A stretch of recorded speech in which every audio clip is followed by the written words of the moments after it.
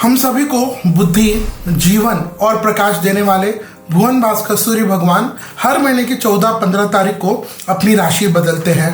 जब ये राशि बदलते हैं तो एक महीने तक उस एक राशि में भ्रमण करते हैं, गोचर करते हैं और फिर अपनी राशि बदल देते हैं। तो साल भर में 12 महीने होते हैं, तो हर महीने अपनी अपनी राशि बदलते हुए 12 महीने। लेकिन जब यही सूर्य भगवान लगभग 14-15 दिसंबर को धनु राशि में प्रवेश करते हैं, वहां से धनुर्मास धनुर्संक्रांति लग जाती है, जहां से सारे शुभ कार्य, मंगल कार्य बंद हो जाते हैं। लेकिन फिर वही ये 14-15 तारीख को सूर्य भगवान धनु राशि से निकल करके मकर राशि में प्रवेश करते हैं, जिसको हम लोग मकर संक्रांति कहते हैं। और यहाँ से सारे मंगल कार्य, शुभ कार्य प्रारंभ हो जाते हैं। यह हर महीने की जो 14-15 तारीख को जब सूर्य भगवान राशि बदलते हैं, जिसको हम लोग अर्क कहते हैं या अयन कहते हैं, या फिर आप ये और साधारण भाषा में हम लोग संक्रांति भी कहते हैं। तो इस दिन व्रत और उपवास करने का बहुत महत्व है। इस दिन दान पुण्य करने का भी बहुत महत्व है। लेकिन इन साल भर में आने वाली 14 संक्रांति में मकर संक्रांति का सबसे ज़्यादा महत्व है।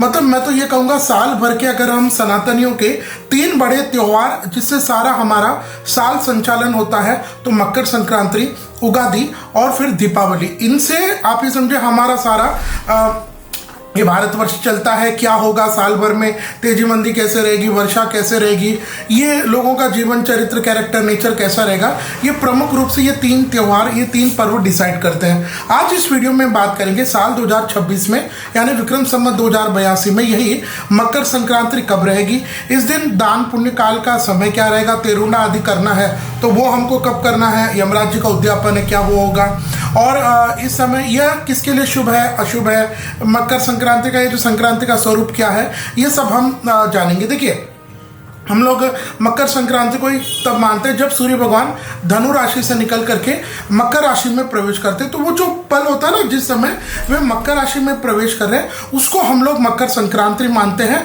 और चाहे वो दिन में हो, रात में हो, जब भी हो, जब वह मकर राशि में प्रवेश करते सूर्य, वहां से हम पुण्यकाल, शुभ काल मानते हैं। तो साल 2026 में यानी विक्रम संवत 2082 में यह सूर्य भगवान धनु राशि से निकल करके मकर राशि में जब प्रवेश करेंगे, तो वह दिन रहेगा बुधवार 14 जनवरी 2026 को दोपहर के 3:07। तो 14 तारीख को दोपहर के 3:07 को जब यह सूर्य भगवान प्रवेश करेंगे, तो इसका मतलब 14 तारीख को यह मकर संक्रांति हो गई।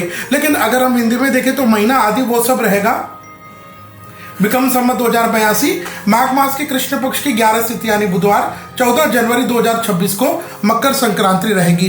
जैसे मैंने पूर्व में कहा कि इस दिन दान पुण्य का बहुत महत्व है।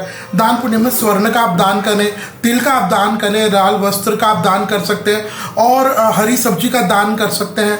भगवान ने आपको धन दिया है तो स्वर्ण है, अच्छे मतलब लग्जरी आइटम्स है, इनको भी आप किसी योग्य विद्वान पंडित जी को, अपनी बहन बुआ को, और सनातनी जो हमारे सनातन धर्म से संबंध रखता है, केवल उन्हीं को ही हमको दान करना चाहिए, क्योंकि शास्त्रों में वर्णन है दान हमेशा अपने स्वधर्मी को ही करना चाहिए। तो इस दिन यानी अगर हम पुण्यकाल का और महापुण्यकाल का बात करें कि हमें किस समय इस दिन दान पुण्य करना चाहिए, शुभ समय क्या रहेगा, तो वह रहेगा बुधवार 14 जनवरी 2026 को। पुण्यकाल का समय दोपहर के 3:16 से शाम के 5:58, महापुण्यकाल का समय दोपहर के 3:16 से शाम के 5:02, और तेरुंडा कल्पने का समय दोपहर के 3:16 से 4:48 रहेगा। लेकिन ध्यान दीजिएगा, क्योंकि 15 दिसंबर से 2 फरवरी 2026 तक शुक्र का तारा अस्त रहेगा, तो इस दिन अगर आप यमराज जी का उद्यापन करना चाहते हैं वो नहीं होगा।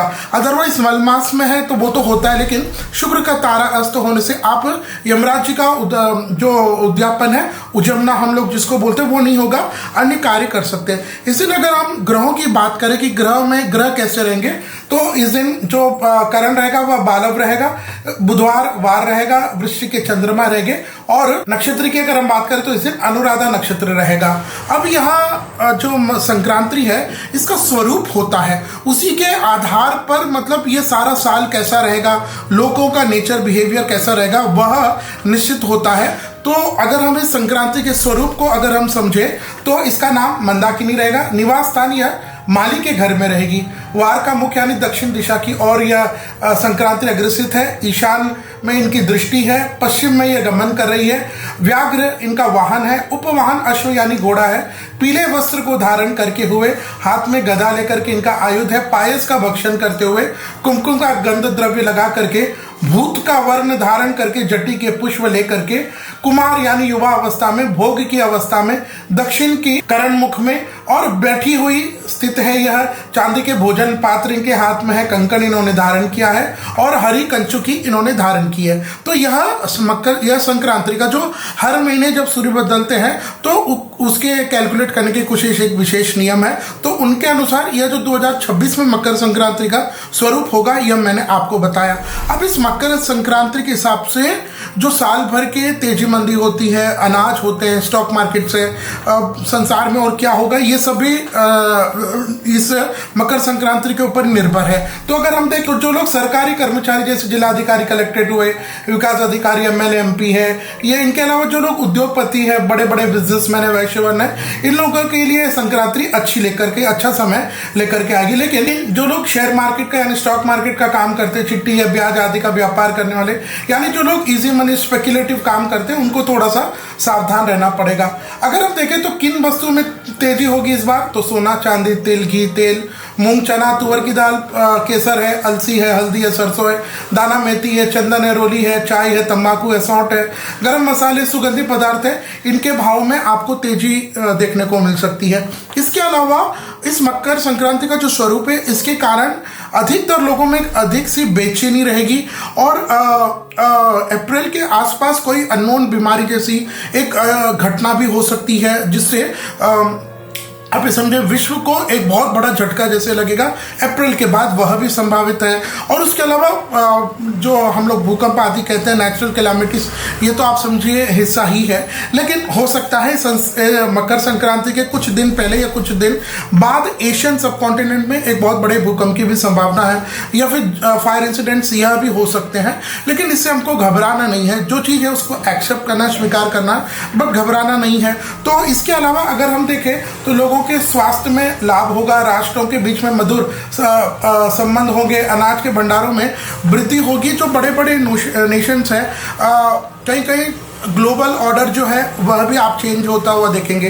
भारत की अगर हम बात करें, क्योंकि हम विश्व गुरु तो भारत ही है, विश्व को रास्ता दिखाने वाला हमारा सनातन राष्ट्र भारत ही है, तो भारत में आप अभूतपूर्व विकास देखेंगे। एआई टेक्नोलॉजी यह बहुत ज़्यादा विकसित होगा भारत में इस संवत में, और 26 में आप मान लीजिए पूरा मान करके चलिए। इसके अलावा अगर हम देखें साइंस एंड टेक्नोलॉजी में भी भारत बहुत बड़ा अपग्रेडेशन आप देख सकते हैं। और भारत के जो अंदर के स्टेट्स हैं उनके अंदर आप बहुत अच्छी सामंजस्यता, बहुत अच्छा ट्यूनिंग, बॉन्डिंग देखेंगे। नहीं तो एक जगह किसी की सरकार, एक जगह क्या है, तो यह नहीं होते हुए आप देखेंगे। तो ओवरऑल भारत में धार्मिकता बढ़ेगी, लोगों का पूजा पाठ, धर्म, अध्यात्म में बहुत ज़्यादा रुचि होगी। तो यह मकर संक्रांति का यह फल था। इस दिन ध्यान रखिएगा, व्रत उपवास करने का बहुत ज़्यादा महत्व है, दान पुण्य का बहुत ज़्यादा महत्व है। इस संक्रांति के फल को सुनना भी हमारे शास्त्रों में बताया कि क्या होगा, कब है, क्या है, इसका भी बहुत ज़्यादा फल है। तो इस वीडियो को आप अधिक से अधिक लोगों तक शेयर कीजिए, ताकि सही लोगों तक